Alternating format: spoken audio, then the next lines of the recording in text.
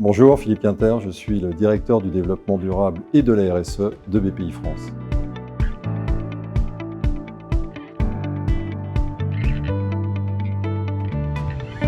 C'est un sujet, c'est une réalité au sein des entreprises françaises et en fonction des secteurs, il y a effectivement des disparités extrêmement fortes.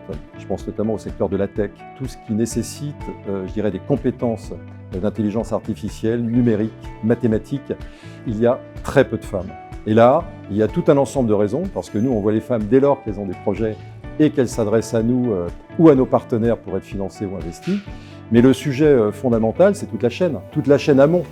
En fait, il y a deux types d'acteurs qui découragent les jeunes filles et les jeunes femmes à rentrer dans ces carrières. Ce sont, et il faut le dire, la famille et les professeurs. Et donc, ces sujets, dès le départ, ça conditionne sur l'aiguillage. Et donc, dès lors que l'aiguillage ne prend pas, eh bien, fatalement, on ne retrouve pas ces femmes dans les sujets tech et donc dans les projets qui peuvent être financés par des fonds d'investissement notamment.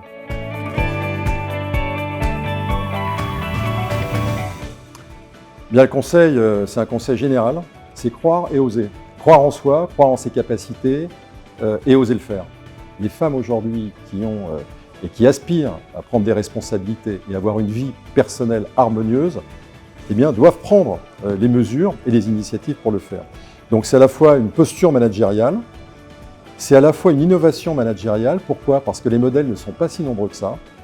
Et donc c'est de trouver finalement une voie en fonction de la taille de l'entreprise, de son secteur, pour justement construire cette fameuse voie, aujourd'hui qui n'est présente dans aucun bouquin managérial, mais qui est totalement pragmatique, qui est à la fois un mixte de l'intuition et du savoir.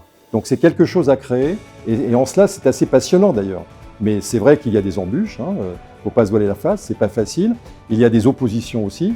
Donc c'est à la fois un travail d'intelligence, mais je dirais d'intelligence pas conceptuelle, pragmatique de terrain. Eh bien nos projets, c'est, on va terminer sur une note volontariste, c'est qu'on s'est engagé à frapper à toutes les portes des entreprises de France.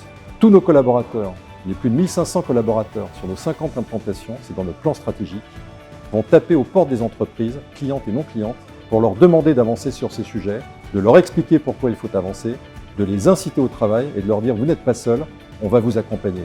Et comme ça, on a le sentiment peut-être qu'on va réussir ce grand défi.